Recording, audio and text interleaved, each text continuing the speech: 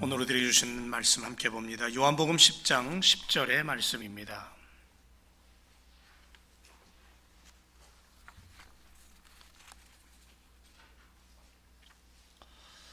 요한복음 10장 10절 한 절 우리 함께 말씀 읽도록 하겠습니다. 다 같이 시작. 도적이 오는 것은 도적질하고 죽이고 멸망시키려는 것뿐이요 내가 온 것은 양으로 생명을 얻게 하고 더 풍성히 얻게 하려는 것이라. 아멘. 한 주간 어떻게 지내셨습니까? 지금 본격적인 겨울이 시작되기도 전에 벌써 이미 중환자실은 가득 차고 미국 50개 주 거의 하와이만 빼고는 거의 빨간 색깔로 위험 수위를 이미 넘은 상태이고 참 어려운 시간인 것 같습니다. 그럼에도 불구하고 이제 아마 돌아오는 주에는 이번 주부터는 백신이 공급된다고 하니까 그런 면에서 우리가 또 한편으로는 감사하고요.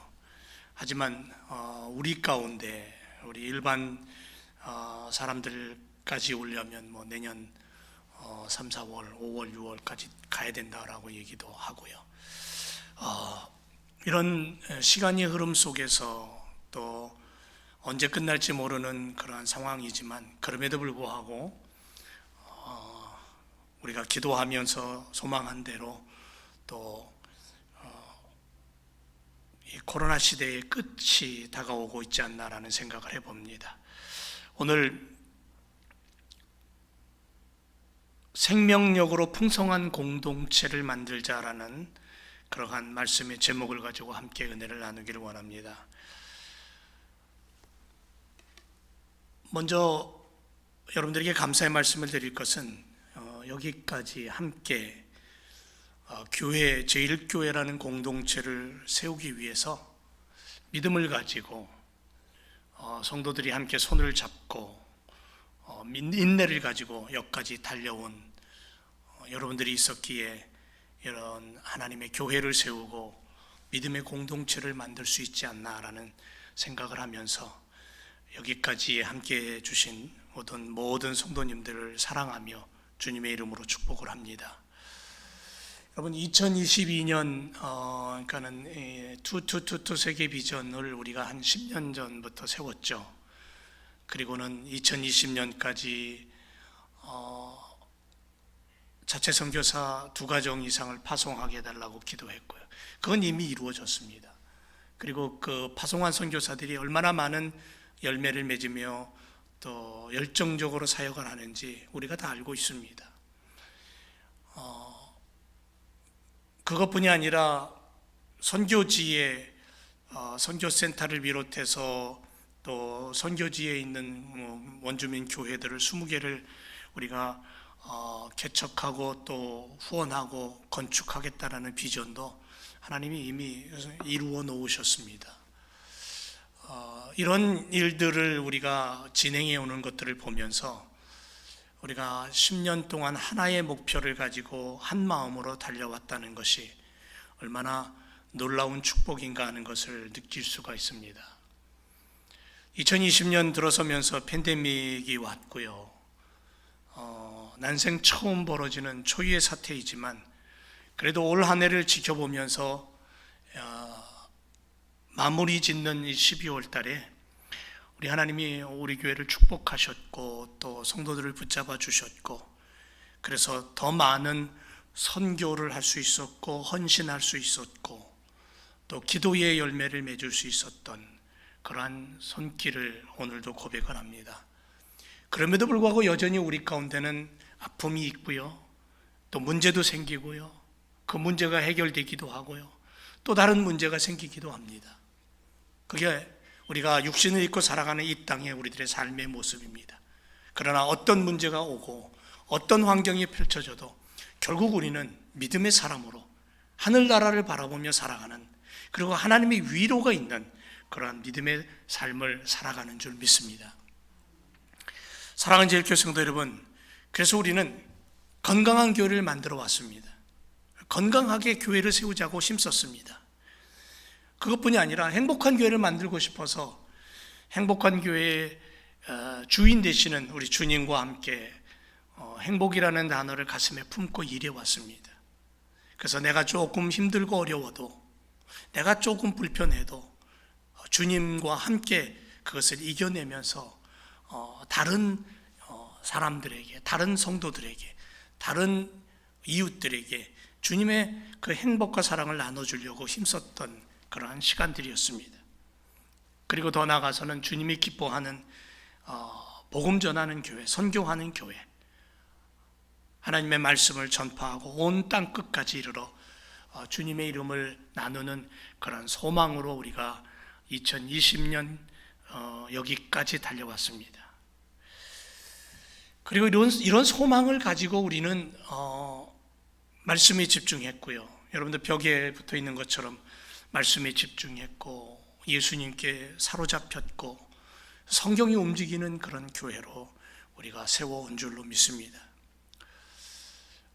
이러한 시간들을 이렇게 쭉 지내오면서 불가능할 거라고 생각했고 할 수 없을 거라고 생각했는데 하나하나 이루어지고 성취되고 또 그렇게 교회를 세워가시는 주님의 손길을 바라보면서 그 안에 일꾼된 성도들이 있음에 얼마나 감사한지 모르겠습니다.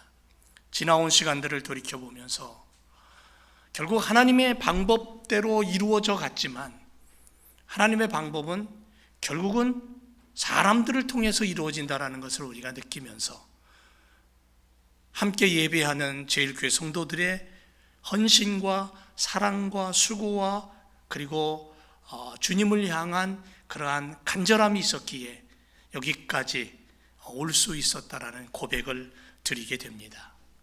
여러분도 아멘입니까? 그렇죠? 저와 똑같은 마음일 것 같습니다. 그리고 오늘 우리는 36차 사무총회를 이제 예배 후에는 갖게 됩니다. 36년 하면 교회 역사가 짧은 건 아니죠. 여기까지 에베네셀 동행하신 그 주님을 바라보면서 그 주님이 있었기에 주님과 함께 했기에 우리는 여기까지 올 수 있었다라는 고백을 가지고 주님을 향해서 경배와 찬양을 올려드립니다. 그리고 이제 새로운 목표를 세우고 새로운 계획을 가지고 그리고는 제일교회가 또 새로운 마음으로 용기를 내서 또 한 걸음 옮겨 놓는, 그리고 그 한 걸음 한 걸음 옮겨 놓는 것이 결국은 하나님 나라가 선포되고 하나님 나라가 세워지는 그러한 믿음의 성도들, 믿음의 교회로 우리가 한 걸음 더 나아가는 시간이 되었다라는 것을 느끼게 됩니다. 그래서 오늘 우리 제일교회가 이제 36차 사무총회를 갖기 전에 새로운 목표를 한번 오늘 이 시간에 마음에 담기를 원합니다. 2021년을 이제 시작을 할 거죠. 그리고 2021년을 시작을 해서 2030년 또 10년의 어떤 하나의 목표를 세우고 싶습니다. 그게 뭐냐면 2030 생명력으로 풍성한 공동체 만들기입니다. 생명력으로 풍성한 공동체. 우리 제일교회가 생명력을 가진 교회가 되기를 원합니다. 그리고 많은 열매로 풍성한 공동체가 되기를 원합니다. 자라나고 성장해서 주님의 일꾼들이 배출되고 주님의 일꾼으로 쓰임받는 교회가 되기를 원합니다. 그렇게 달려가기를 축복합니다. 오늘 요한복음 10장 10절을 보면 주님은 정확하게 그렇게 말씀합니다. 세상을 구원하기 위해 구세주로 이 땅에 오신 우리 주님은 우리를 망하게 하거나 병들게 하거나 고통 속으로 던져버리시는 분이 아니다라는 거죠. 도적은 그렇게 해요. 자신의 욕망을 가지고 자신의 욕심대로 자기의 이기심을 가지고 다른 이들을 향해서 병들게 하고 파괴하고 아프게 하고 남의 것을 빼앗습니다. 그래서 오늘 본문 말씀에 예수님이 이렇게 말씀합니다. 도적이 오는 것은 도적질하고 죽이고 멸망시키는 것뿐이다라고 분명하게 말씀합니다. 그러나 주님은 정반대죠. 주님은 살리는 길을 가셨어요. 주님 스스로 고통을 당하고 피 흘리고 주님 스스로 죽음을 당하셨지만 사랑하는 백성들을 위해서 그 길을 가셨어요. 그래서 예수님이 이렇게 말씀합니다. 내가 온 것은 양으로 생명을 얻게 하고 더 풍성히 얻게 하려는 것이다. 양으로 생명을 얻게 하는데 그 생명이 그냥 생명이 아니라 풍성한 생명이라는 거죠. 그래서 주님을 중심으로 움직이는 교회는, 교회 공동체는 주님의 이 뜻을 받들어서 이 주님의 뜻을 성취하는 그러한 사역을 감당해야 된다는 거죠. 이것을 만들어내는 일꾼들이 모여있는 것이 교회라는 겁니다. 그래서 우리 제일교회는 생명력을 가지고 있는 교회, 생명의 힘이 풍성한 열매를 맺는 교회, 그런 공동체로 성장해서 하나님의 영광을 드러내기를 주님의 이름으로 축원을 드립니다. 여러분, 생명력이라는 게 뭡니까? 이게 뭘 말하는 겁니까? 한마디로 얘기하면 살아있는 힘이에요. 살아있다는 겁니다. 어떤 환경 속에서도 생명의 힘은 움직이고 자라나고 성장하게 되어 있습니다. 죽어 있는 것 같은 씨앗이지만 매서운 추위 속에서도 죽어 있는 것 같은 씨앗이지만 봄이 되면 살아납니다. 싹이 움트는 거죠. 그게 생명력이에요. 코비드-19이라는 이 시대 앞에 우리 성령님 주무시고 계시는가? 팬데믹이라는 시대 앞에 주님은 당신의 방에 박혀서 우리를 외면하고 계시는가? 어떤 분은 그렇게 얘기할 수도 있을 겁니다. 주님 뭐 하십니까? 주님 주무십니까? 주님 마실 가셨습니까? 쇼핑 가셨습니까? 그럴 수도 있을지 모르겠어요. 너무 답답하니까. 어떤 목사님 그러더라고요. 이 미국에 돌아가는 상황을 보니까 서로 지지고 볶고 싸우고 이런 모습들을 보니까 답답해서 하나님 앞에 기도하는데 주님도 답답해 하시더라는 거죠. 그런 마음들을 우리는 가질 수 있습니다. 그래서 때로는 우리는 코로나 시대에 성령님 주무십니까? 이 팬데믹 시대에 주님 당신의 방에 들어박혀서 우리를 외면하고 당신 즐거움만 누리십니까? 그렇게 우리가 주님 앞에 하소연할 수도 있을지 모르겠지만 결코 그렇지 않다는 거죠. 주님은 생명의 시작이고 끝인 줄로 믿습니다. 알파와 오메가이신 주님이셔요. 그러므로 주님은 어떤 상황 속에서도, 어떤 환경 속에서도, 어떤 시대 속에서도 살아 움직이고 성장하고 열매 맺고 생명력을 가진 주체라는 거죠. 주인이에요. 그래서 그 능력과 그 축복을 오늘 우리에게 허락하시는 거예요. 오늘 너에게 어떤 아픔이 있니? 그 아픔 평생 가지 않아. 그 아픔 내가 오늘 씻어줄게. 내가 너와 함께 할게. 너에게는 나의 생명이 있지 않니? 영원한 생명, 살아 움직이는 생명. 그 주님이 오늘 우리 가운데 오셔서 그렇게 말씀하시는 거예요.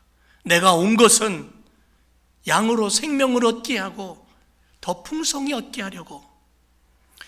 2000년도에 발행되었던 장크로드 칼리에르라는 사람이 쓴 현자들의 거짓말이라는 책이 있습니다.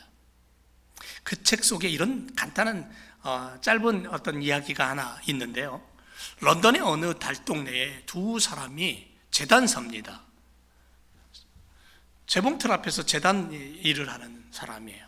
마주보고 일을 하고 있었습니다. 2차 대전이 끝난 이후로 늘 그들은 그렇게 서로 마주보면서 일을 하고 있었습니다. 어느 날 한쪽에 있는 재단사가 자기 맞은편에 있는 친구에게, 재단사에게 이렇게 묻습니다. 여보게 친구, 자네 금년에 휴가 갔나? 못 갔는데 갈 계획인가? 갈 거야? 그랬더니 아니, 안 가. 잠시 침묵이 흐릅니다. 그러다가 반대편에 친구의 대답을 들었던 그 재단사가 이렇게 불쑥 얘기합니다. 1964년에 휴가를 한번 갔었지 아마? 그래? 어디로 갔었어? 이 질문하던 재단사는, 이 친구는 깜짝 놀란 겁니다. 왜냐하면 아무리 생각해도 이 친구가 자리를 비운 적이 없거든요. 그래서 호기심이 가득 차서 물었습니다. 야, 어디 갔었는데 휴가 얘기 좀 해봐. 그랬더니 이 친구가 하는 얘기가, 난 그때 벵갈로 호랑이 사냥을 갔었는데 빛나는 금빛 총을 들고, 그것도 2개나 들었어. 그리고는 어느 날 나는 엄청나게 큰 호랑이를 만났는데 내가 총을 쐈어. 그런데 말이야, 이놈이 내 총알을 피하더니 나를 덮치는 거야. 그리고는 내 머리를 그놈의 이빨로 막 박스러뜨리는 거야. 내 머리가 벗어지는 소리가 들리는 거야. 나를 먹기 시작했어. 마침내 그놈은 나를 살 한 점까지 남기지 않고 다 먹어버렸어. 그랬더니 그 얘기를 듣고 있던 친구가 깜짝 놀라면서, 이 사람아, 무슨 소리 하는 거야? 호랑이가 자네를 먹었다고? 자네는 먹히지 않았어. 죽지 않았어. 자네 이 자리를 한 번도 떠난 적이 없잖아. 무슨 이상한 소리를 하는 거야? 그랬더니 그 이야기를 듣고 있던 친구가 바늘과 실을 친구에게 들어서 보여주면서 한다는 얘기가, 자네는 이게 살아있다고 생각되나? 먹고 살기 위해서 바쁘게 거기에만 그저 올인해서 살아가는 그러한 직장인들, 삶의 의미나 어떤 보람도 없이 그저 그냥 목구멍이 포도청이니까 거기에 푹 빠져가지고 그거 아니면 안 되는 그러한 삶을 살아가는 안타까운 그러한 직업을 가진 사람들의 이야기를 풍자한 이야기입니다. 살아있어요. 숨 쉬고 있어요. 일하고 있어요. 그런데 어떻게 해요? 살아있습니까? 아니요. 죽어있다라는 느낌을 받고 매일매일 숨 쉬는 거예요. 하루하루 일을 하지만 자기의 일에 의미가 없는 거예요. 유명무실한 겁니다. 이름은 있는데 열매는 없는 거예요. 주님은 이렇게 말씀합니다. 모가나무 앞에 가서 이파리는 무성하고 멋져 보이는데 열매가 없어요. 그래서 저주해버립니다. 응당 기대하는 바가 있는데 그렇지 못할 때 사람들은 실망하게 되잖아요. 이스라엘이 그랬고, 바리새인들이 그랬고, 사두개인들이 그랬고, 율법학자들이 그랬던 것처럼, 그래서 예수님 앞에 책망을 들었던 것처럼 살았다 하는 이름은 있었지만 실상은 죽은 삶을 살아가고 있는 인생들을 우리는 볼 수 있다는 거죠. 겉으로는 산자처럼 멋지게 살아갑니다. 그러나 혼이 사라졌어요. 영이 갇혔습니다. 생각이 영을 따라가지 않고 육을 따라갑니다. 욕망 속에 묻혀 살아갑니다. 가슴을 무시하며 살아갑니다. 말씀의 기준이 아니라 자기 기준에서 하나님 말씀을 해석해버리고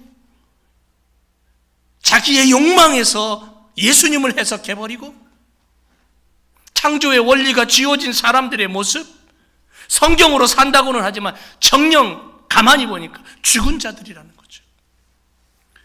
요한계시록 3장에 보면 7교회에 편지하는 내용이 나옵니다. 그 중에 사대교회를 보면요, 이런 말씀을 하고 있습니다. 네가 살았다 하는 이름은 가졌으나 죽은 자다, 이렇게 표현하고 있습니다. 이 얘기는 뭐냐면 사대교회는 생명력을 잃어버린 상실한 교회라는 거죠. 생명력 상실된 교회. 주님께서 기대하시는 바가 있었는데 전혀 기대에 부응하지 못하는 모습. 그런데 재미난 것은 이 사대교회는요, 다른 교회에서 자꾸 거론되었던 이단의 사상이나 회방자에 대한 언급이 없어요. 그들이 믿음이 좋아서 그렇습니까? 아니죠. 죽은 교회이기 때문에 그래요. 사대교회가 살아있다는 세간의 명성은 자자할지 모르지만 실상은 영적으로 죽어있는 상태, 죽어가는 상태. 그래서 사대교회를 보면은 니골라당이나 발람이나 이세벨이나 사탄의 회나 황제의 우상숭배 같은 진리의 도에서 벗어난 이단들과의 내용은 전혀 발견되지 않습니다. 결국 사대교회는 무사한 일주의에 빠져 있는 모습을 갖게 되는 거예요. 경건의 모양은 있지만 경건의 능력이 없는 교회로 죽어가고 있다는 거였죠. 그래서 예수님이 사대교회를 향해서 책망하십니다. 살았다 하는 이름은 가졌지만 야, 죽어있지 않니? 그 얘기는 뭐냐면 살아나라는 얘기예요. 생명력을 가지라는 얘기예요. 사랑하는 제일교회 성도 여러분, 내가 지금 살아있다는 것을 느낀다는 건 뭡니까? 숨 쉬는 것이 살아있는 겁니까? 밥을 먹는 것이, 배고파서 밥을 먹는 것이 살아있는 겁니까? 물론 살아있는 겁니다. 그러나 진짜 살아있는 건 뭐냐면 소망이 있어야 돼요. 꿈이 있어야 되고요. 그래서 내가 하는 일에 긍정적인 어떠한 눈으로 바라보면서 열매가 있어야 되고, 힘들고 어렵지만 매일매일 하는 일, 그것이 반복되는 일이지만 그 가운데서 보람을 느끼고 기도의 열매를 갖는 것. 지금도 그런 말이 있을지 모르겠지만 제가 이민 올 때에는 그런 말이 있었습니다. 공항에 어떤 직업을 가진 사람이 픽업 나오느냐에 따라서 당신의 직업이 결정됩니다라고. 한국에서 어떤 직업을 가졌든지 상관없어요. 나를 데리러 나오는 사람이 청소하는 일이면 나는 미국에 와서 청소로 삶을 시작하는 거예요. 저도 그랬어요. 대부분의 사람들이 그래서 그런 이야기가 나오는 거예요. 내가 하고 싶은 일이 A인데 이 일을 하지 못하고 B를 할 수 있는 상황이 우리들의 삶 속에 얼마든지 있을 수 있어요. 그렇다고 해서 B를 한다고 해서 이 B에 대한 것에 끌려다니면서 내 영혼이 죽고 내 삶이 죽고 내 생각이 죽어버린다면 우리는 삶의 보람을 느낄 수 없는 거죠. 삶의 의미를 놓치는 거죠. 주님 우리에게 분명히 말합니다. 너의 마음속에 무엇이 담겨 있느냐? 비록 세탁소에서 일을 해도 너의 마음이 어떤 꿈으로 가득 차 있느냐? 제가 이민 초기에 세탁소에서 일을 하면서 일주일에 한 번씩 펄크 청소를 합니다. 바닥에 떨어져 있는 먼지와 음식 찌꺼기를 청소를 합니다. 세탁소 먼지 굉장히 많이 쌓여 있잖아요. 그런 일을 하면서도 때로는 그런 생각이 들었어요. 내가 이거 하려고 미국에 왔는가? 이거 하려고 여기로 왔는가? 고국산천 떠나왔는가? 그런 원망의 마음이 들다가도 그 마음을 진정시키면서 주님의 뜻을 바라보고 기도하고 인내했던 그런 시간들이 기억이 납니다. 오늘 우리가 사는 이 삶 속에 내가 어떤 일을 하든지 나는 하나님의 자녀예요. 어떤 상황에 놓여 있든지 나는 하나님이 그렇게도 사랑하셔서 당신의 목숨을 주고 산 생명 있는 하나님의 아들과 딸이에요. 그런 믿음을 가지고 주님이 기뻐하는 교회 공동체를 만들고 주님이 기뻐서 춤추는 인생으로 나의 삶을 만들어가는 그러한 믿음의 시간들이 우리에게 필요하다라는 거죠. 그래서 말씀을 가지고 예수님께 집중하고 예수님을 선전하기 위해서, 여러분 사도 바울 보세요. 분명히 그는 뛰어난 학자였고 뛰어난 종교인이었고 그리고 그는 하나님을 전적으로 사랑했던 사람이에요. 그래서 예수 그리스도 믿는 사람들을 잡아서 옥에 가두고 죽이는 일을 정말 사명을 가지고 했던 사람이에요. 그러다가 다메섹 언덕에서 살아계신 예수를 만납니다. 예수님을 만난 이후에 그의 삶은 예수를 전하는 삶으로 바뀌죠. 그렇다고 해서 그가 넉넉했고 풍성했고 부를 누렸습니까? 아니에요. 때로는 돌에 맞아 죽을 지경이 되고, 때로는 배를 골무면서, 때로는 잠잘 곳이 없어서 거리에서 잠을 잘 때도 있고, 이런 삶을 살아가면서도 복음을 전하기 위해 천막 깁는 일을 배워서 스스로 먹고 살면서 선교를 하고 복음을 전했던 그런 삶을 살면서도 그는 절대로 놓치지 않은 게 있었어요. 그게 뭐냐면 하나님 나라였어요. 천국의 소망을 가지고, 부르시니의 소망을 가지고 복음을 전하고 예수 그리스도를 얘기했던 삶을 살았던 삶이에요.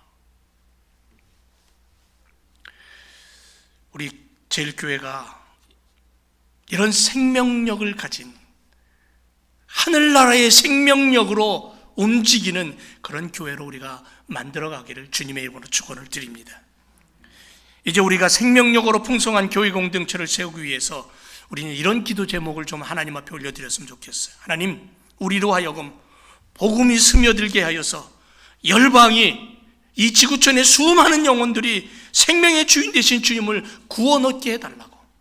우리의 기도 제목이 지구촌 구석구석을 날아갔으면 좋겠어요. 또 하나는 우리로 하여금 주님, 광야 2세대 지도자들을 양성해서 하나님의 말씀이 더욱 왕성하게 퍼져나갈 수 있도록 하나님, 이 교회를 하나님 다음 세대의 지도자들을 훈련하는, 세워가는 교회로 만들어주세요. 이런 기도가 우리에게 필요하지 않을까요? 저와 여러분들을 보면요, 여기 앉아 계신 거의 대부분의 분들이 머리가 허예요. 염색해서 그렇지. 뭐 100세, 120세대라고 하지만요, 이제 우리도 저물어 가는 그 해가 아닌가라는 생각을 해봅니다. 머리가 허해져 버렸어요. 다음 세대가 준비되지 않으면 복음의 확장은 기대하기 어려워요. 다음 세대를 준비해야 돼요. 이민 생활이 광야 생활이라고 한다면 광야 2세대, 3세대 그런 복음의 열정을 가진 그러한 리더자들을 우리는 기도하면서 그들을 후원하고 만들어내야 되는 거예요. 얼마나 놀라운 일인지 몰라요. 그리고 우리는 더 나아가서 이런 기도를 하면 좋겠습니다. 하나님, 약속이 성취되어서 이 교회가 풍성한 열매를 맺고 하나님이 춤추시는 교회로 만들게 해달라고. 여러분, 비록 작은 교회지만 같은 말을 할 수 있는 교회, 같은 마음을 품고 기도할 수 있는 교회, 같은 뜻을 가지고 한 목표를 향해서 달려갈 수 있는 교회, 그리고 많은 열매가 맺혔을 때 그 열매를 하나님 앞에 올려드릴 수 있는 그러한 교회로 우리가 오늘도 꿈꾸며 달려가기를 원합니다. 여러분, 믿음의 사람들의 꿈은 꿈이 아니고요, 현실이에요. 믿음의 사람들의 꿈은 그대로 실현되는 줄로 믿습니다. 왜? 살아계신 하나님이 함께 계시기 때문에. 오늘도 우리가 이런 교회를 꿈꾸며 달려가는 우리 믿음의 교회로 만들어가기를, 믿음의 성도가 되기를 주님의 이름으로 축원을 드립니다. 기도하겠습니다.